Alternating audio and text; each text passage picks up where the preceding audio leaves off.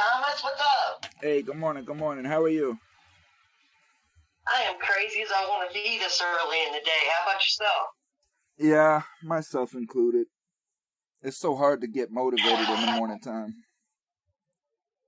I hear you on that, sir. I so do. So, I actually just got off the phone with Rusty, believe it or don't. And we were going over some points in the trial and stuff. He just... Thomas, I'm telling you, they're giving that man a runaround. Yeah, they give everybody the runaround. It's almost everybody anymore. You know, it's almost to the point to where like they don't even care. They're just doing whatever they want to do. Yeah, so he's about to get his 29th attorney. He was supposed to start like this week, I guess, with the public defender's services. And this guy is a former attorney general. So, of course, he was writing against, the habeas corpus to find it unworthy, I guess. So he's flipping sides, and that kind of makes me a little nervous, I mean, in a way. Why? Well, I mean, granted, he's been working against the inmate for so many years. Now, he's going to know all the ins and outs and what will be accepted through a habeas. But why do you flip? Why do you switch motion? Like, why do you go from the state to, well, you're still for the state, but why do you go from against for? Like, what do you have, a change of heart? What do you mean? As far as going from a private attorney to a prosecutor? No, I mean from being the Attorney General's assistant, writing for every habeas corpus that comes in against it to keep that person, incarcerated, to say that their habeas corpus is crap and that they don't deserve to be released, to going to work for the public defender and helping win habeas corpuses for the inmate. A lot of prosecutors switch over into lawyers, into defense, but very rare do defense attorneys switch over into prosecutors. And I think that's because they understand the corruption. They see the corruption. And I think that it's more lucrative, for one. I just actually think that a lot of them see the corruption in the court system and feel that they can do something about it, or know that they can help in some kind of way. Right. But switching over to defense, is a lot more lucrative than being a prosecutor. Would have to be more rewarding on a mental level, I would think, to help people than to continue to keep people incarcerated, especially if they're in on a wrongful conviction. Debbie, personally, from my understanding and education that's ongoing with this criminal justice system and this prison industrial system, attorneys are just as guilty as prosecutors are. Attorneys know that they're violating our rights. Attorneys know that what they're doing is unconstitutional. So it's a very difficult task, because you do have some attorneys that really believe in the criminal justice system, believe in the Constitution, and believe that the system is working, and they're willing to give their all in it.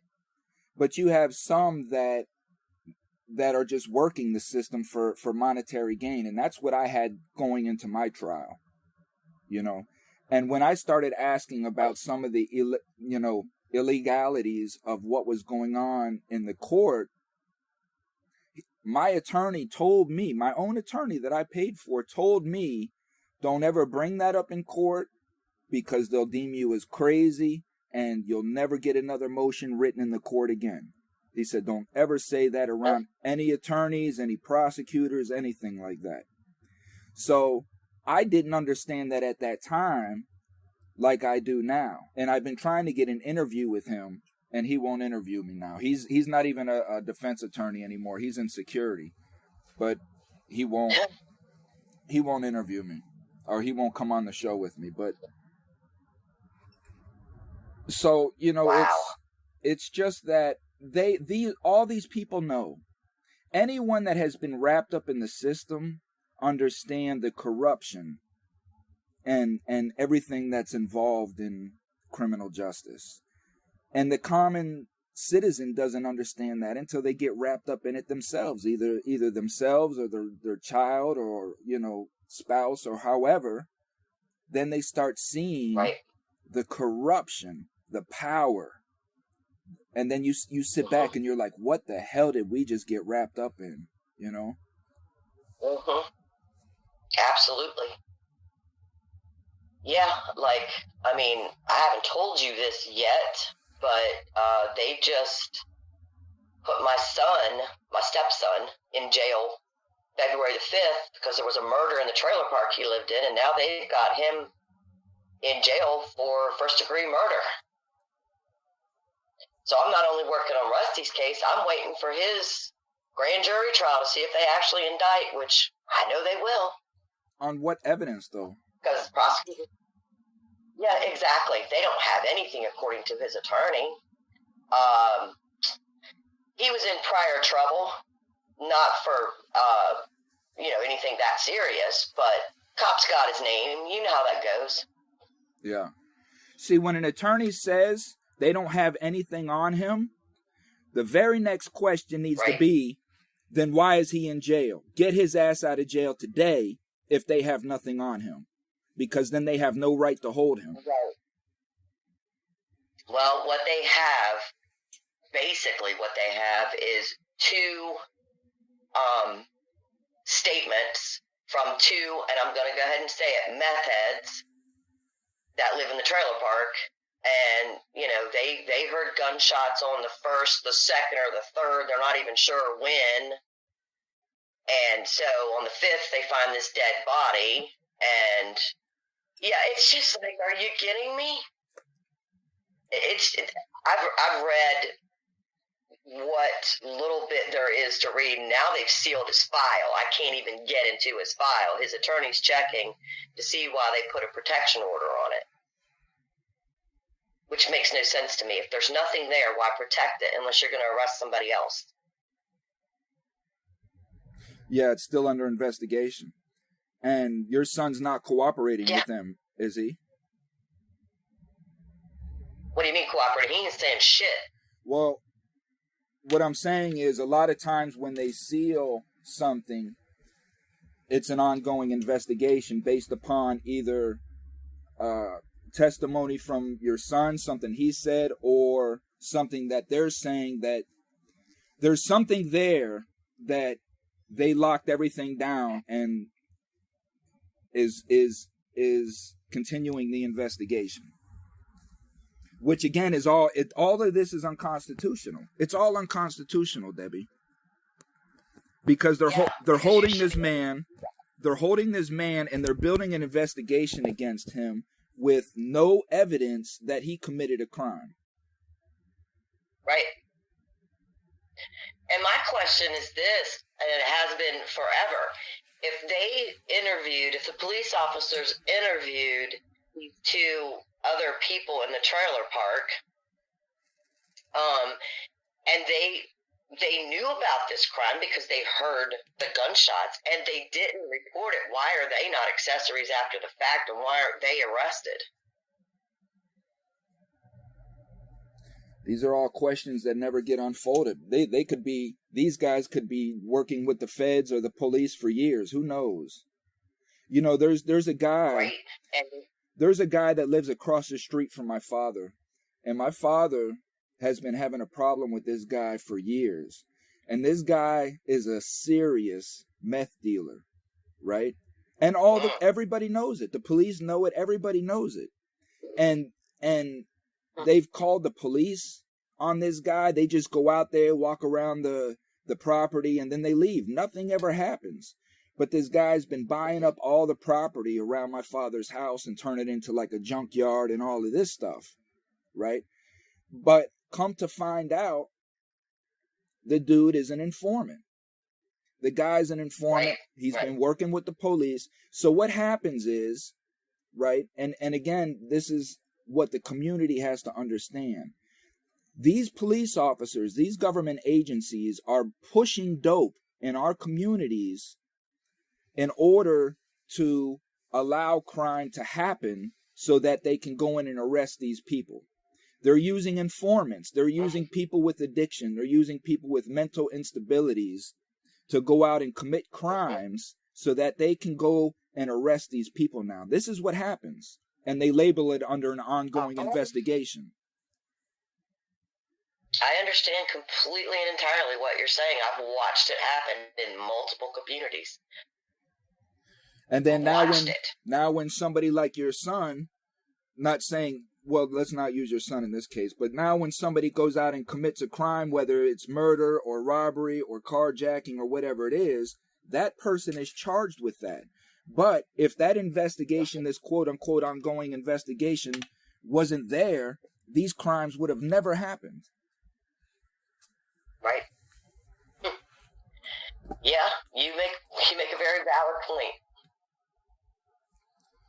It's crazy, and I don't know how we get the reform we need. I mean, what you're doing is fabulous. It's just being heard by the right person that has enough power to change it, and it doesn't seem like anybody wants to change because they're all, the people at the top are winning. They're controlling. And as long as we stay divided and the community keeps shunning us and ignoring our words and things of that nature, that's what's going to happen.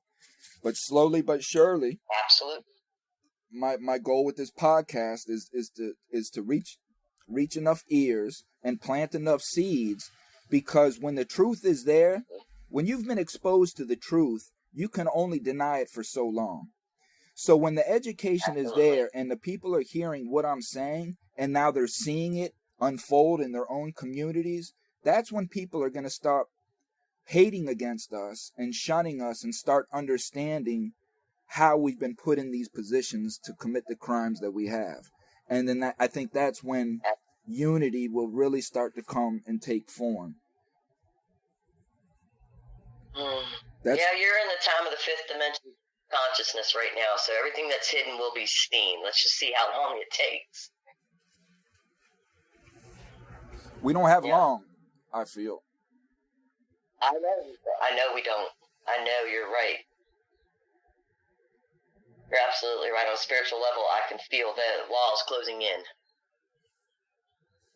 Yeah. So, where are we at, and what kind of timeline do you think we're looking at? As far as interviewing with Rusty. I don't know, because I don't know what this new attorney's going to want us to do or think is advisable where his case is concerned. I have yet to even speak to this man. I mean, I just can't say. I just know that I want you to know the story so that when I'm talking to you or he's talking to you, you already have your background knowledge of it. That's where I'm at, because information is powerful. Yeah, no question. And I appreciate that. I appreciate the communication. Well, I'll tell you, they got him on a complete circumstantial evidence case. There's absolutely nothing that puts Rusty at the scene. There's nothing at all that puts him there. And his defense attorneys, while I think they sided with the prosecution on many, many things, they didn't investigate. Typical public defender, or even paid defender, in your case. Yeah. They just don't. They've got so much, and it's just easier to let the state take over and just stand there and object every once in a while, It just depends. You know, again, like I say, it's all a game to these people. You know, and an attorney, an attorney will come in and tell you, right, Debbie, this is the first time that you've ever been in trouble. Just take a plea bargain, right? Take probation. You'll finish your probation in 6 months, and then you can go on with your life. This is what your own attorney will tell you, just to give you the conviction, get you out of the way. He gets paid. He makes it look like he got you a great deal, and that's it. And you walk away telling everybody, man, yeah, he did the best that he could. He got me a plea for just probation. I was facing jail time. It's all a sham. It's all a sham. And it's all in order to get you a felony conviction.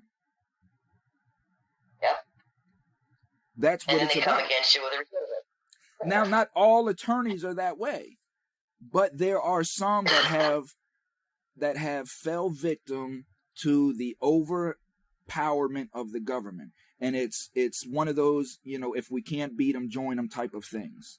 So the attorneys that aren't on that are pulling their hair out and ripping their hair out because it's so hard for them to defend a case because the chips are so stacked against them. Mm-hmm.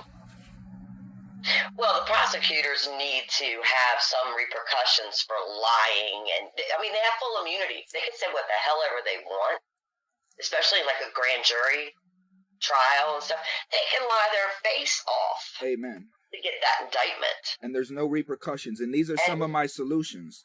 And see, when I bring these to these representatives, they shut me down. This is why they censor me. This is why they're trying to shut me down, Debbie, because of this. And that's why I know that my solutions are the ones that are striking nerves with them. Because when I get into a room with these people and they want to start talking about good time, parole, early release, all of this shit, right? I tell them, no, I'm not having a conversation about that because the system is still being fed.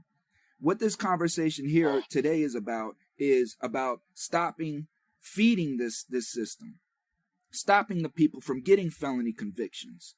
And how we do that is, one, exactly what you just said, Debbie. We start holding these prosecutors accountable. If a prosecutor can bring charges against me, right, and stack charges against me, if I'm found guilty on any of those, or not guilty, if I'm found not guilty on any of those charges, then I have the capabilities to turn around and sue that prosecutor or the state for legal damages that has occurred to me.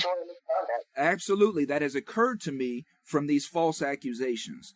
Because there's no way that somebody can just walk around and make all kinds of false accusations, have my name slandered in the news, have me looking a certain way in the community, ruin my career, all in the face of finding not guilt. And then this prosecutor gets to go on with their lives as if nothing happened. They just go right on to the next case. And after I've spent my whole life savings defending myself, I got to turn around and rebuild my life. And that is completely unfair. So we have to take away, we have to strip them of their immunity and start having them accountable for their actions. And they'll stop. And that will stop them from stacking all these charges on people to try to get them to plea out to a charge. Yeah, but then here's the problem with that. I mean, not my problem, their problem, in that then the prisons aren't full and the jails aren't full and they're not making the almighty godforsaken dollar. It's all about, it's like legalizing weed.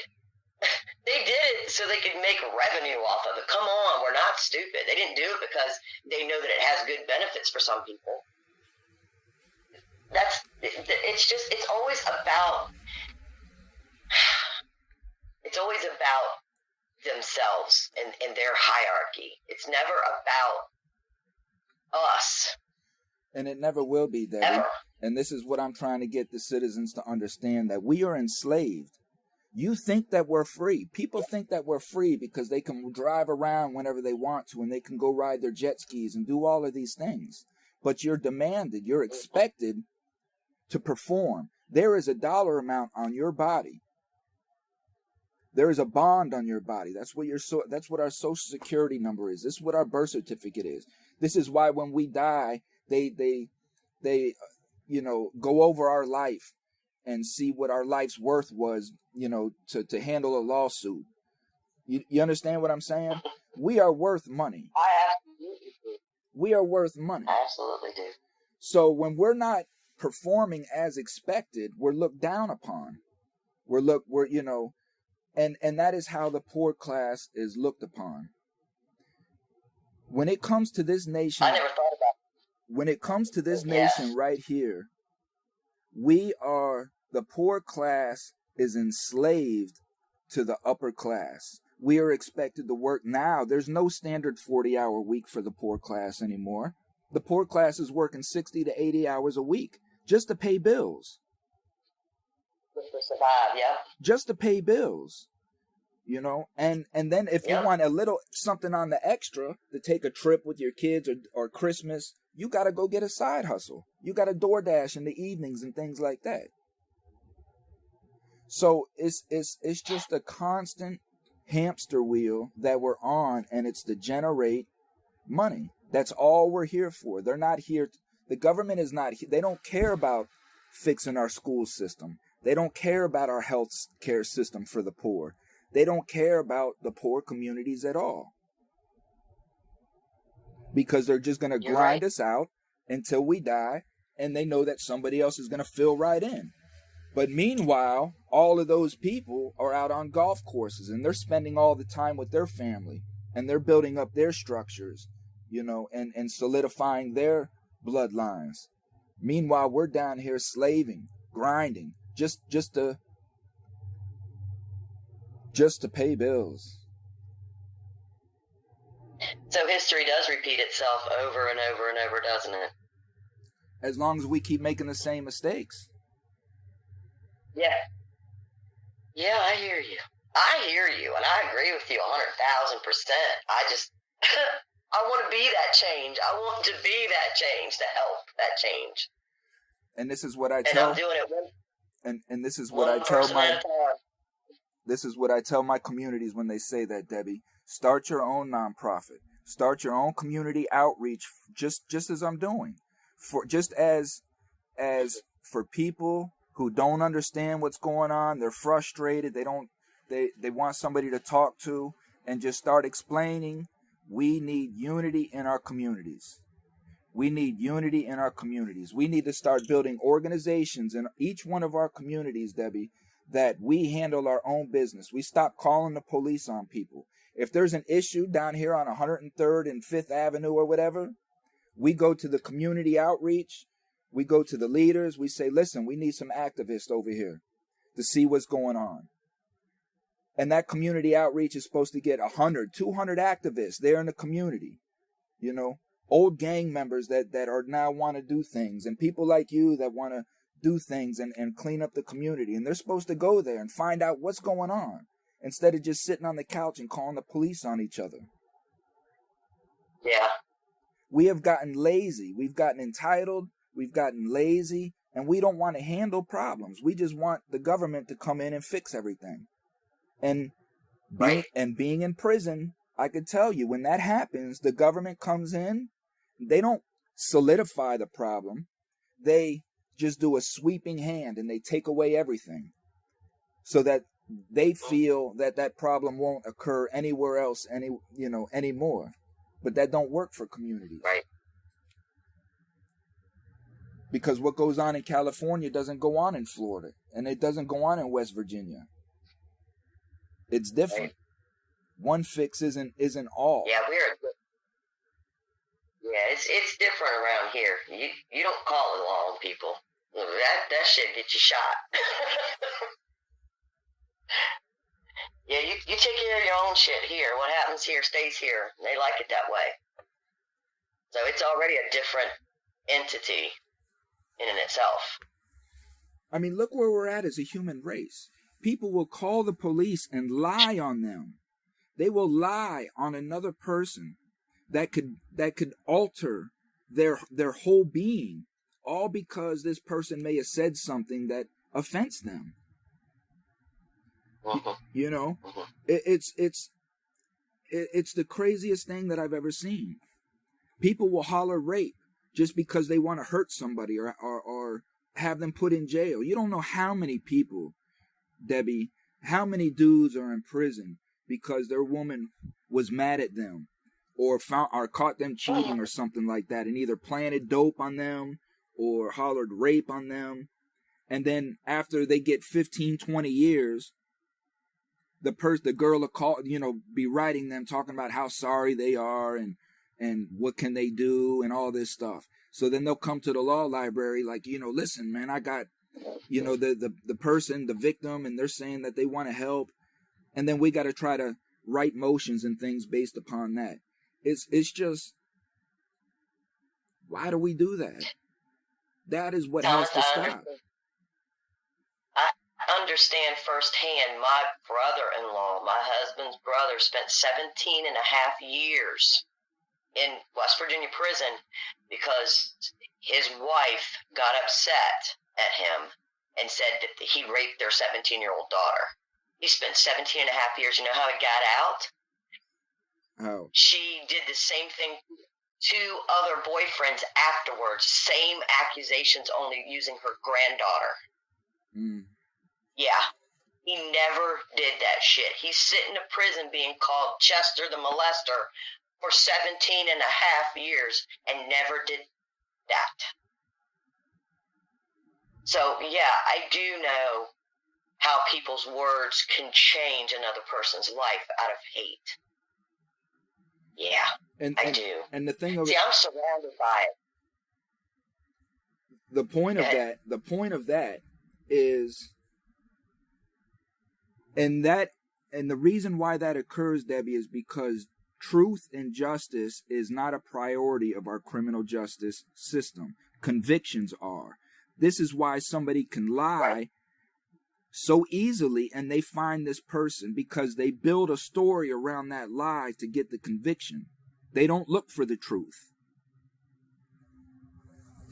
Amen to that.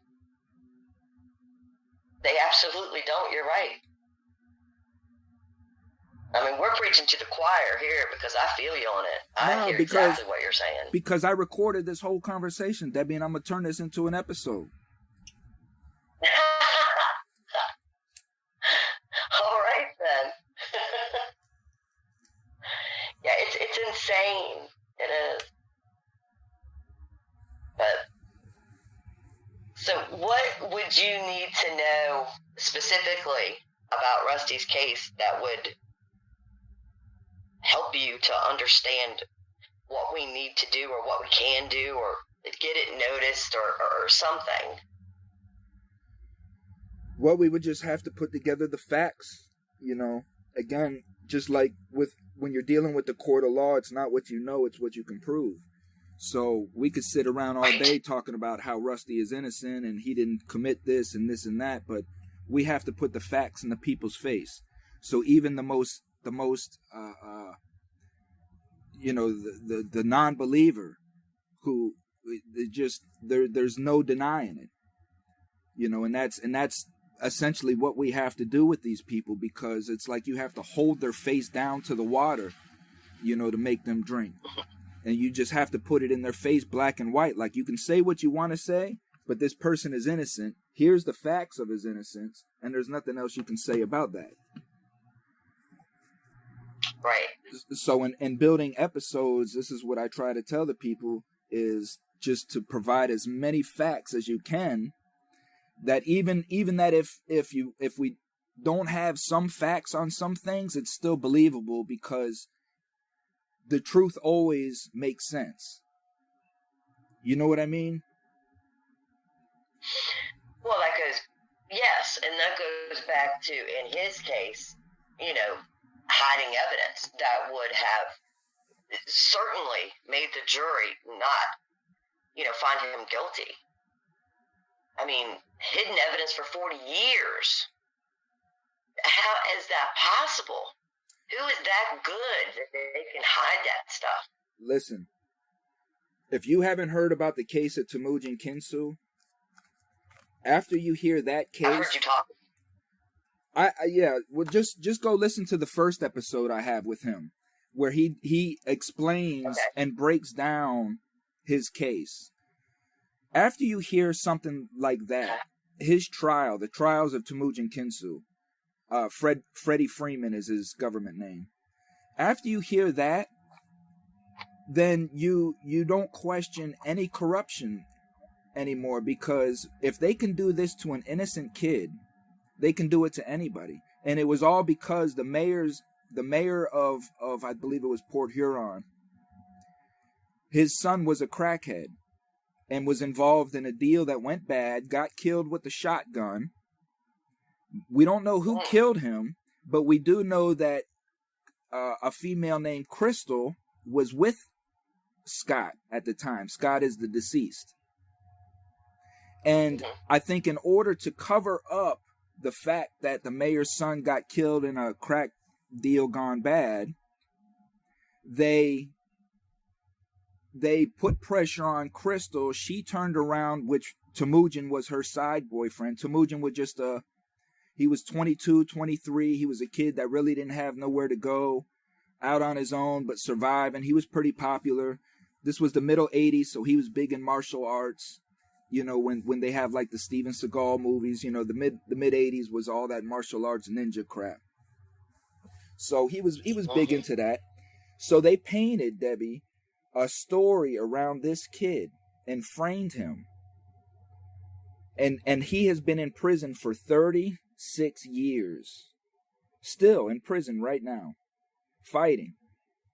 The governor up in Michigan right now, she could have let him go in January on a and she denied his motion, his clemency. So he's still fighting. Everybody has agreed that this is the most outlandish trial that has ever been heard in the country, and he's still in prison.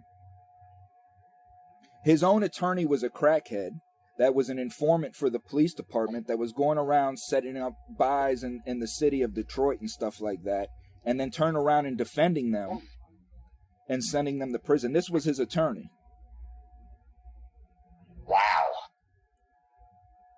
That's crazy. And he's got all that proof. All that proof. Halfway through the trial, his attorney was asking his defendant, Temujin, if he knew anybody that he could get cocaine from.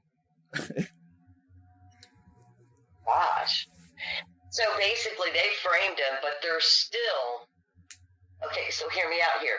They're still protecting somebody. This is why he's still incarcerated. Well, they're protecting the corruption. Because they know Temujin is a very conservative speaking person. He's not a very liberal person. He's very conservative. So, first and foremost, Michigan is a very liberal state, right? And they don't like how he talks, for one. For two, they know that when he gets out, 9 times out of 10, he's probably going to sue the fuck out of these people for millions and millions and millions of dollars. And there's nothing that they can do about it because there's so much evidence displaying the corruption. So, in order to stop that, they would rather just leave this innocent person in prison. Right. And that's what they're doing. Does he have an attorney right now, or is he doing pro se, or what? We have over 30 or 35 organizations that have, he's been on podcasts. He's got 12 hours on my podcast. I actually need to call and do another interview with him. There's schools all across the nation that are speaking out for him. Like, the nation is speaking out for this guy. He's been on so many shows. They've done documentaries on him. There's a movie coming out about his story. And he's still in prison. That's insane. There's a man in Arizona right now, Debbie, that got 7 life sentences for marijuana. Nobody died. Nobody got killed. Nobody died. this man is in prison. He's been in prison for 13 and a half years and got 7 life sentences for marijuana. His name is Frank Kepler. How is that even possible? Because we allow these things to happen. I mean, that's just my human mind going, how is that possible? But yes, I hear you. Oh my gosh. And this was all based off an informant. This was a case he was just trafficking marijuana with a buddy, and his buddy was trying to set him up to get robbed. So in the robbery process, Frank beat the shit out of everybody, and his buddy took off. So his buddy was scared that Frank was going to kill him. And so he went to the police and told the police everything in promise of immunity, that he wouldn't be charged with anything. So they told him all about Frank's smuggling routine and all of that stuff, which the guy was smuggling a lot of marijuana. So they promised the informant that they would make sure that he never got out of prison ever again if they cooperated, and that they would give him immunity. That's how they gave him the 7 life sentences. Okay, so during Frank's trial, did they tell the jury that they had this guy that was a partner in crime with him? I mean, was that he was going to get full immunity, all of that stuff? Was that mentioned? All of that. All of that comes out. But see, the issue is that the community, the jurors really don't understand what that means. And the way that it's painted in such a fashion that the community would agree with this person that's cooperating, because they make it look like this person that's cooperating is an upstanding citizen that got caught up in some mess, and you know, this person coerced them into this crime, and they victimize these snitches so that these jurors can sympathize with them, and a law-abiding citizen would simply understand that and be like, I would tell on these people too. Right. And that's what they do. Yeah. And then that poses the question of, why are juries made up of citizens that have absolutely no knowledge whatsoever of the laws? I mean, heck, most grand jurors don't even know that they can ask to see the evidence. They can ask questions. They just sit there and listen to whatever the prosecutor spills on them, and then they go deliberate.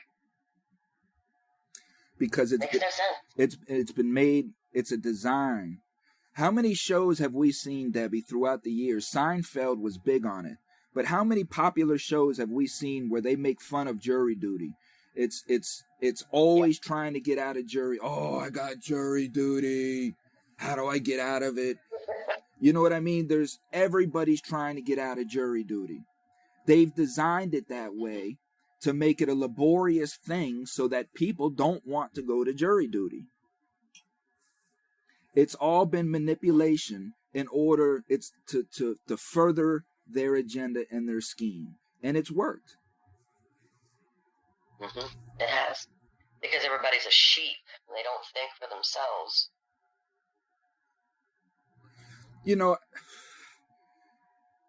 I used to say that about people. And I understand a whole lot more now. You know, it's not that these people are sheep. It's that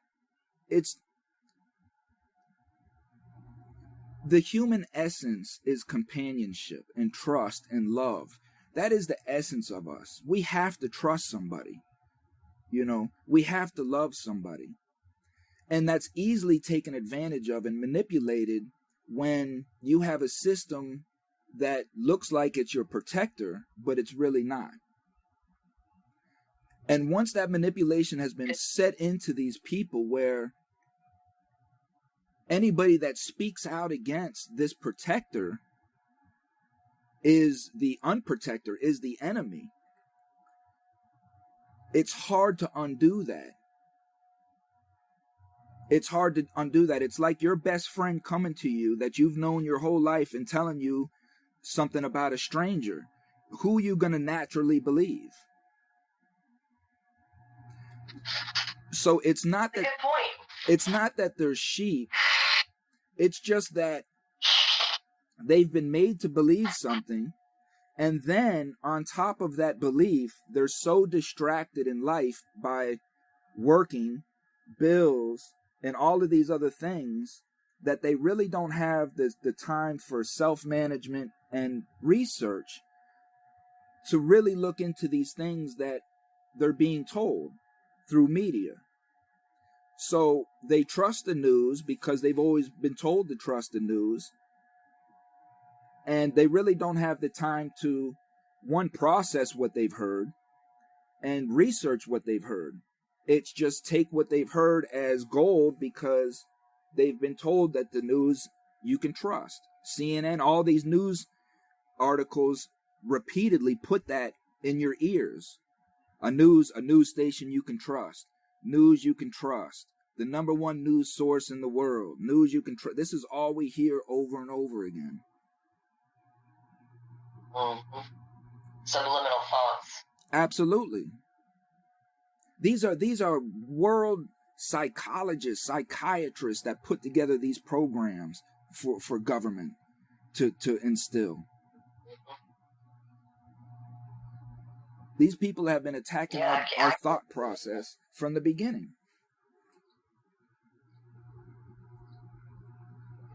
And it's trickling down to our children. It's trickling down to our children. It is. And it's like I tell my daughter, one of the biggest observations I saw with my daughter was her thought process is Google. Her critical thought process is Google. It's not problem solving anymore. So they have instilled a program now to know what our thought process is because our first thought is Google. Anytime we don't know something, we go to Google.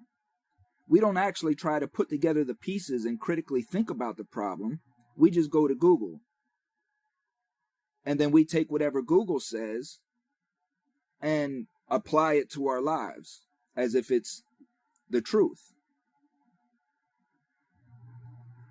So now these people know what our thought process is, and they're controlling our thought process, our critical thought process.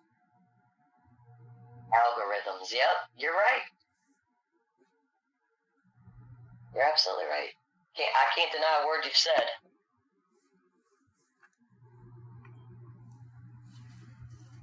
This is what I'm trying to wake our communities up to. Start thinking for yourself.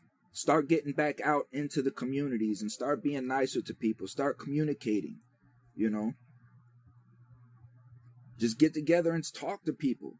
We have to stop bullying each other because somebody has a speech impediment, or maybe what they're saying isn't articulate enough or intelligent enough, and the other person wants to bully them or shame them. This is what stops us from wanting to talk or be open and communicate.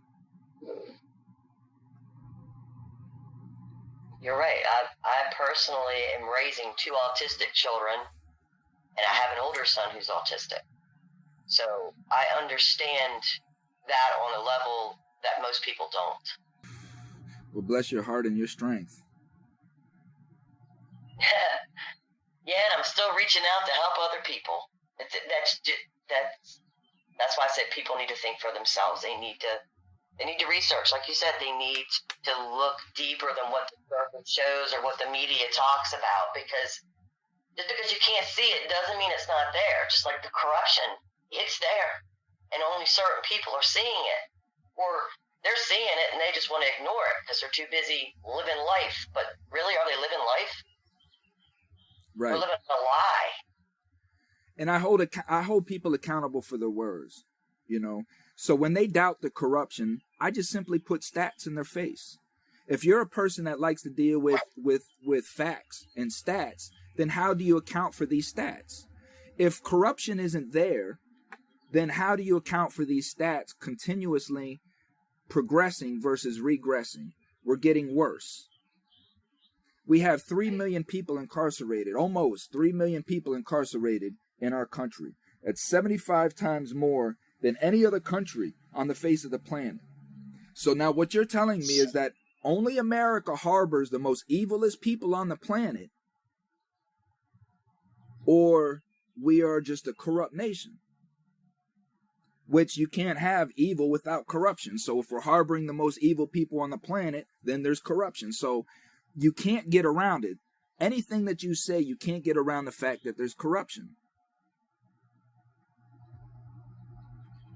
And then they want to say, oh, well, we know that I'm sure that there's some that are corrupt and this and that. Okay. Some is not going to account for these stats.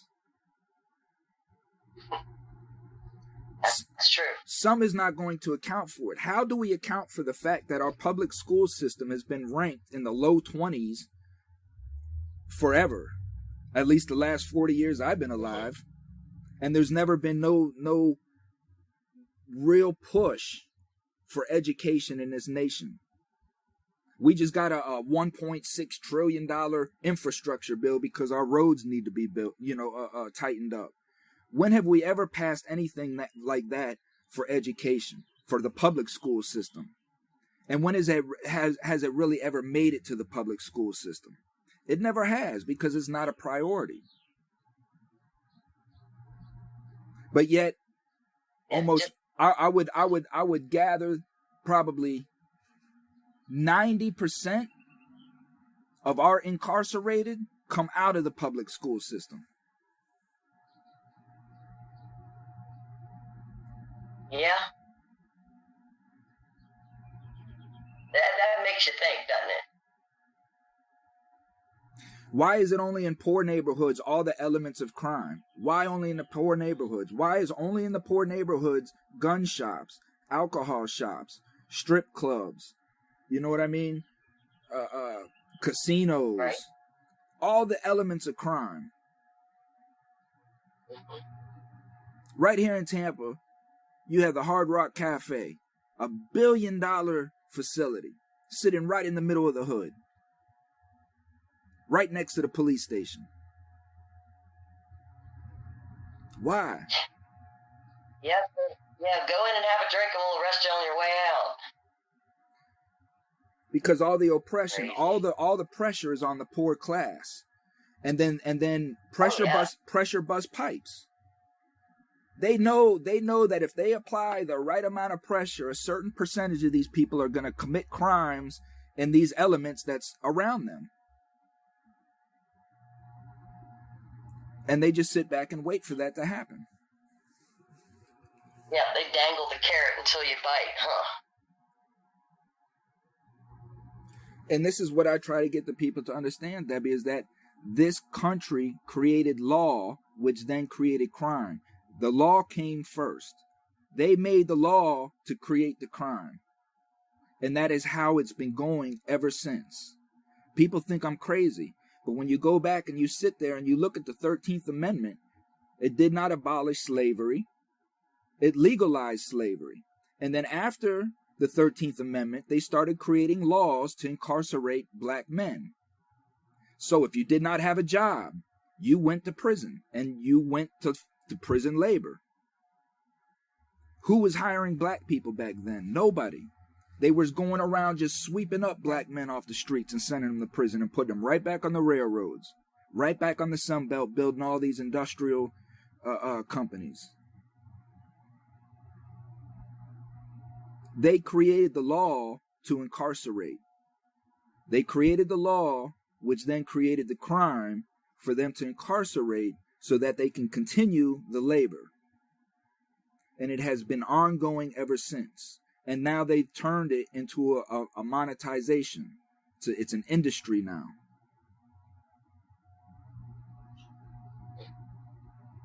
Never quite looked at it that way, but you pose a good point.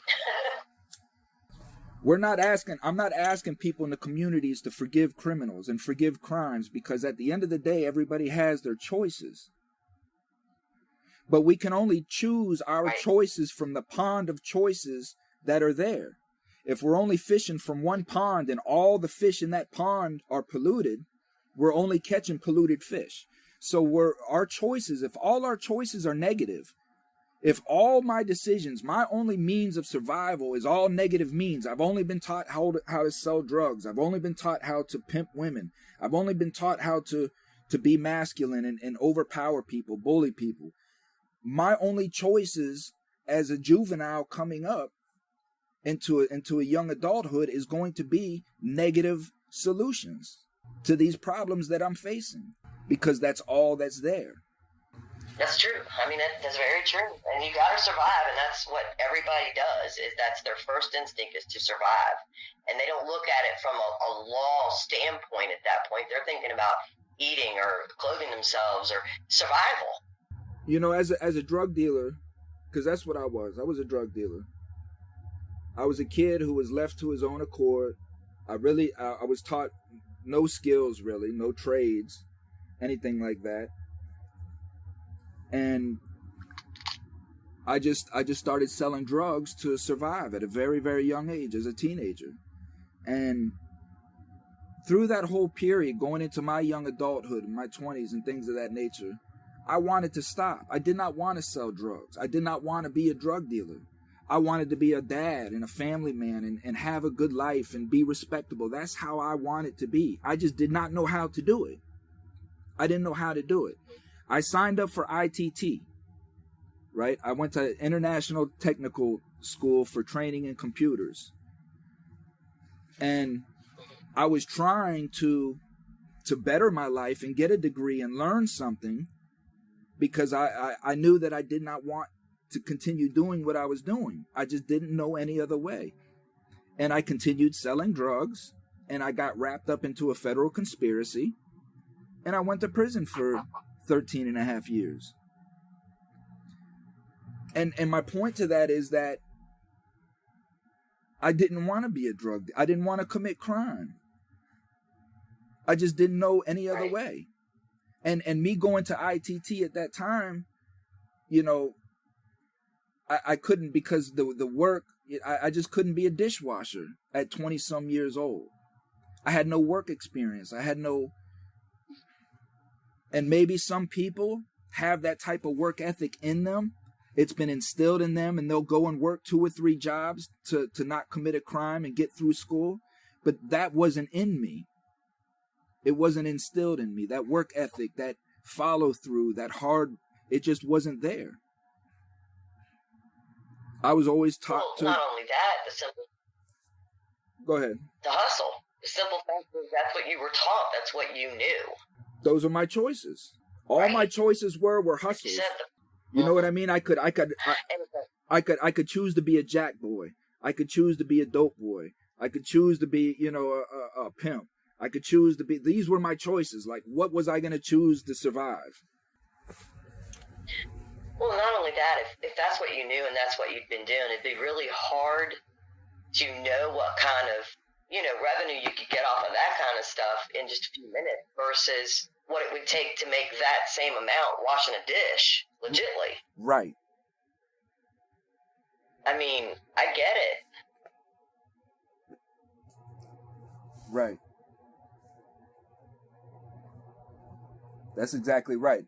I would bust my ass sweating, scrubbing pans to, at the end of the week, maybe get $250, or go out for 3 hours and make $1,000. Right. Totally get it. And the problems that I was having at that time, that $250 wasn't going to scrape it. Nope. And I know as much as you didn't want to do it, because there was a whole lot of other stuff along with that you probably didn't want to put yourself in, but that's what you knew, and that's what you'd done. And even though you wanted to change, you just didn't know how to do it without going hungry, literally.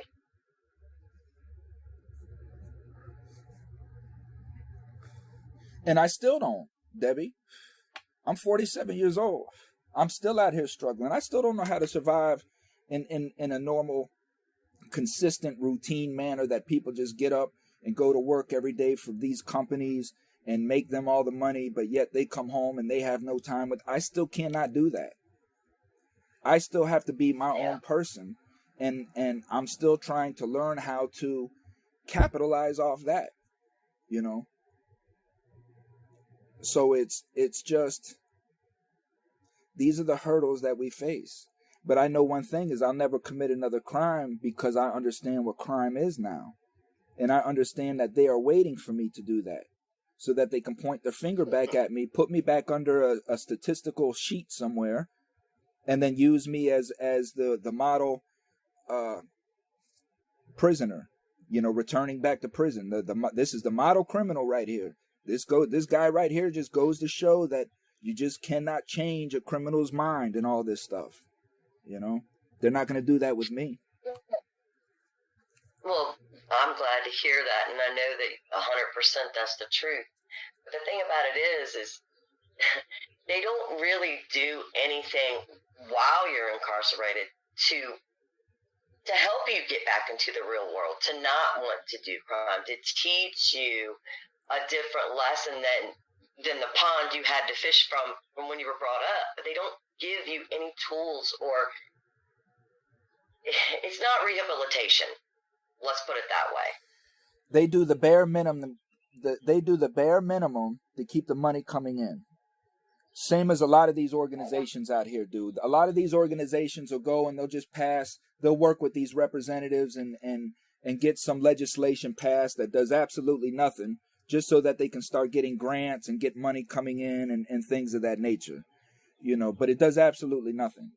So we have a lot of organizations out here that do that as well. You know, they capitalize off the system as they do, because it's that if you can't beat them, join them mentality. Yep. And that's what needs to stop, because that's just fuel in the fire.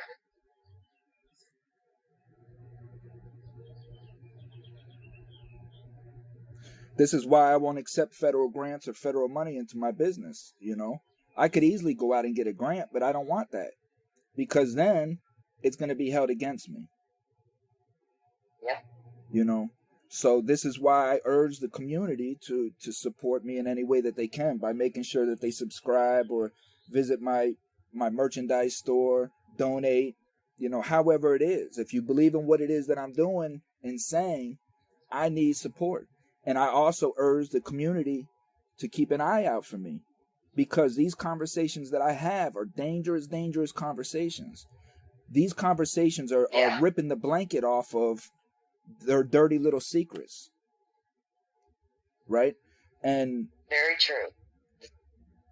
And just like I tell my listeners, if you ever see that I'm not posting on TikTok, I'm not posting on Facebook, I'm not putting nothing on YouTube or my Spotify or any of my podcast platforms, something's wrong. Something's wrong. And I commit no crime. So if these people are trying to say that I committed a crime, you know what time it is. You know, and I'm putting my faith, I'm sacrificing myself for the community, and putting faith that if something was to happen to me, that community would step up and protect me.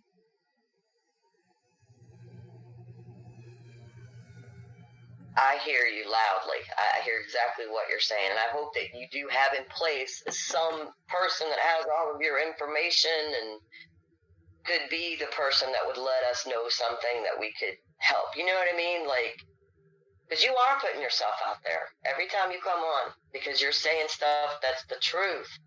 And nobody wants to hear the truth anymore. Or ever. YouTube demonetized me. So they cut my money off on YouTube because Google AdSense refuses to run advertisements on my channel because they say that I'm too controversial. They want me to change my content. Yet these other convict channels that speak about prison can talk about men raping men, killing men, all the violence of prison. They can glorify gang violence and all of this stuff. And they're making buku money from these people. TikTok censors me left and right. left and right. Any videos that I put out about community or community awareness gets maybe 10 views, but anything else gets 800, 1,000 views, you know. That's crazy. But I mean, I'm with you. I see what they do. Monitor. That. But it's based off of their own views. It's all in which are lies. Yep. It's all in controlling a narrative. Yeah. It's all in controlling a narrative. It's controlling thought process and not allowing people to think freely. Not having two sides of the story.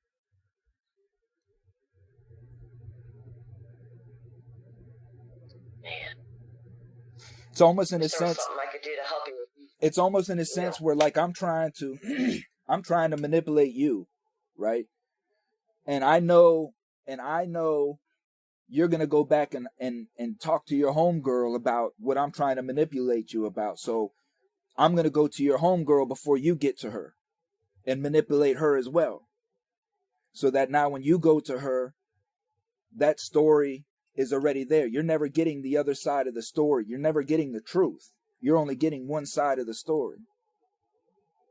That's how manipulation, triangulation works. I understand.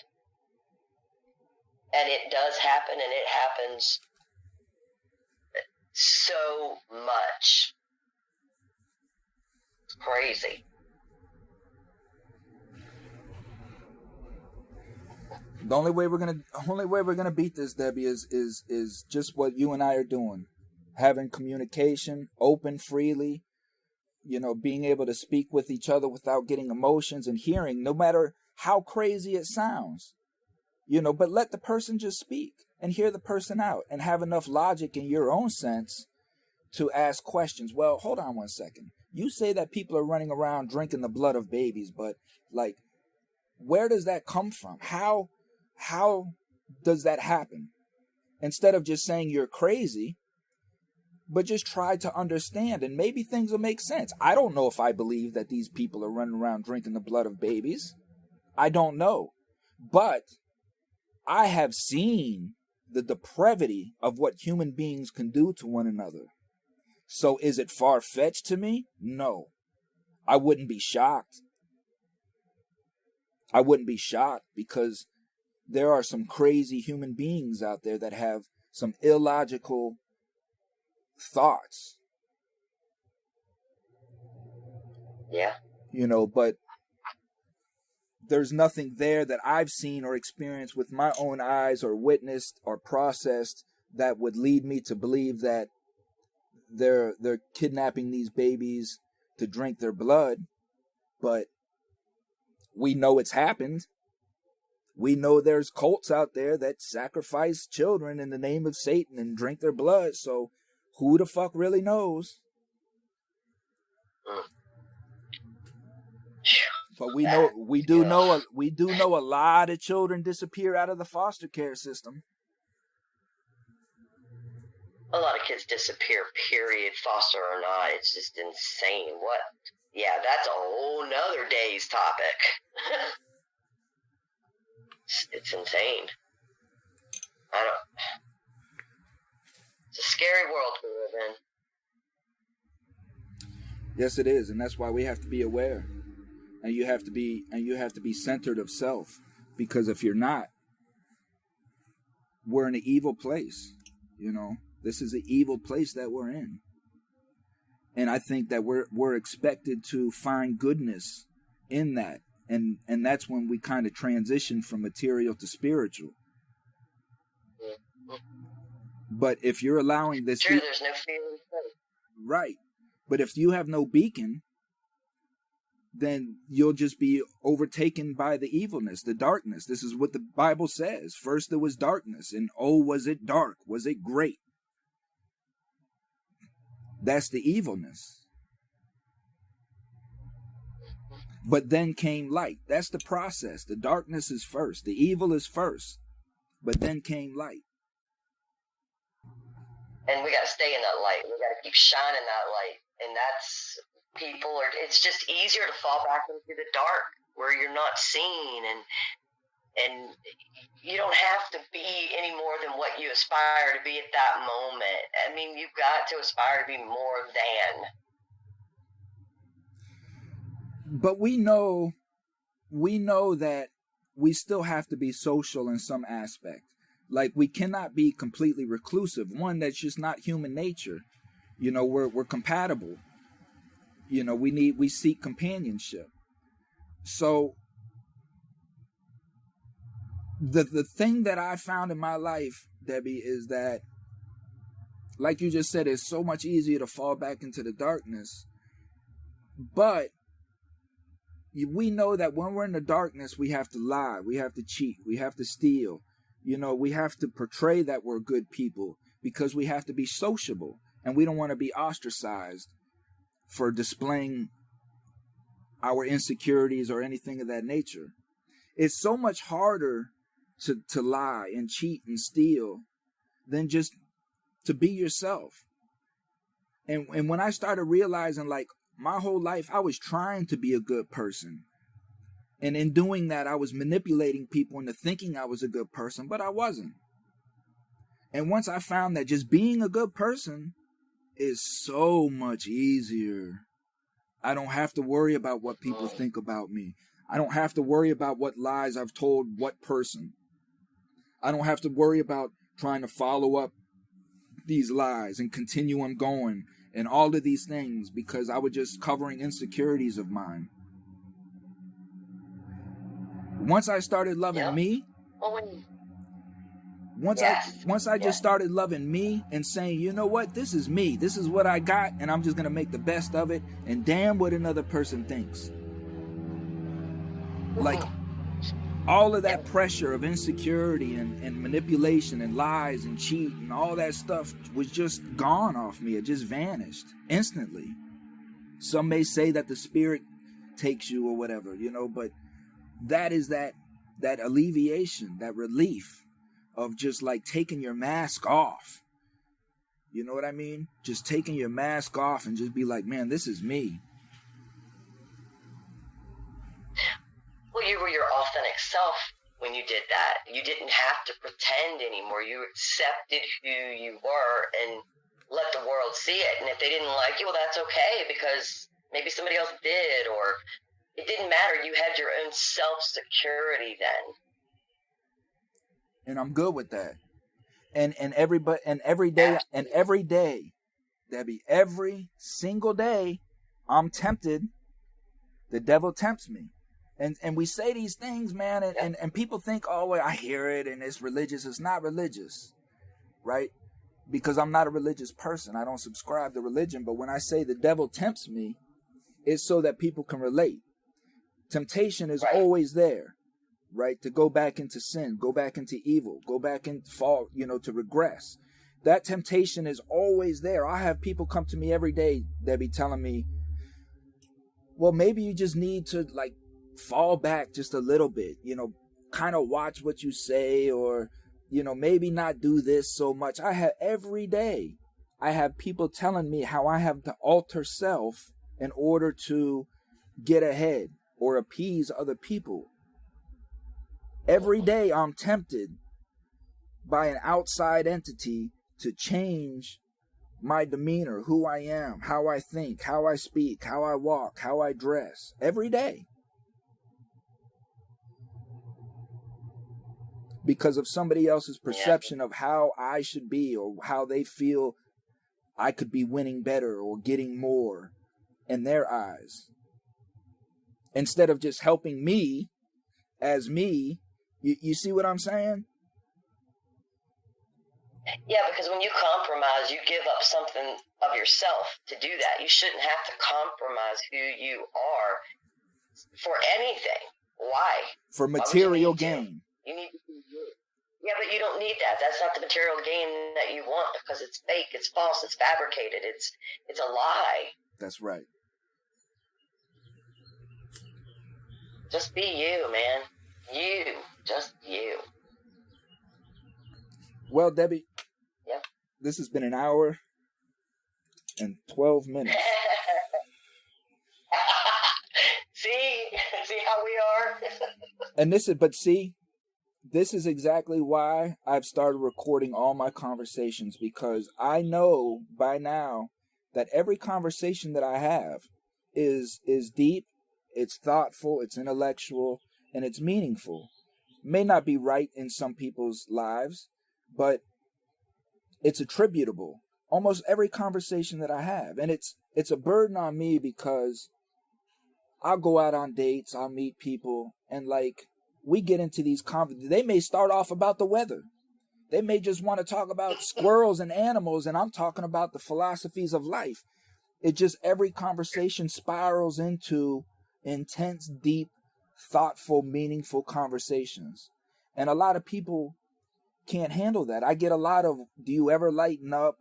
Do you ever talk about anything not so serious? No, because to me, this is enjoyment for me.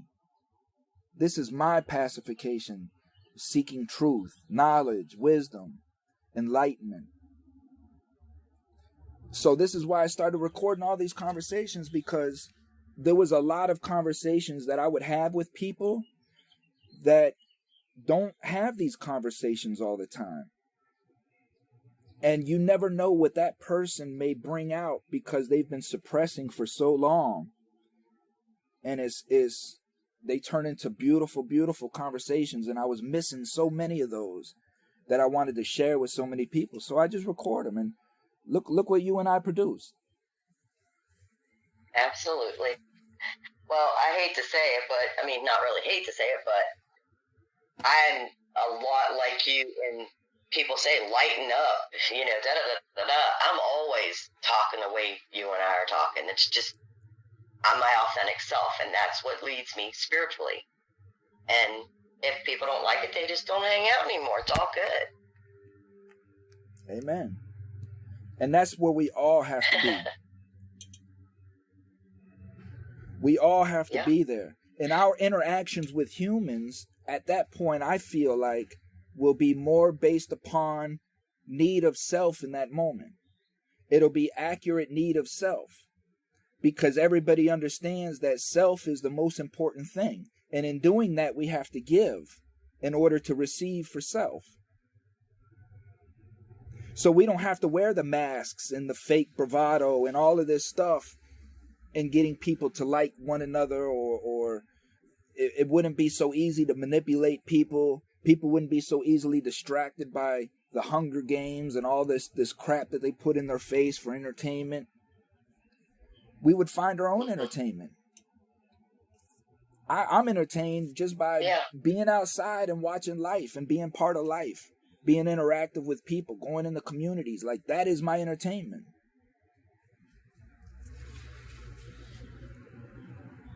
Yes, I am totally with you on all of that. But, yeah, it was really good to talk to you. You're just a very, very good soul, and I think you're doing great things. Well, I appreciate that, Mama. And you stay safe today. Take care, and make somebody smile today. Somebody out there needs a smile. Yep. Yes, you are right. You have a very blessed day yourself, Thomas, and it was good to talk to you. Amen. Take care. Stay safe. All right. Bye. Later.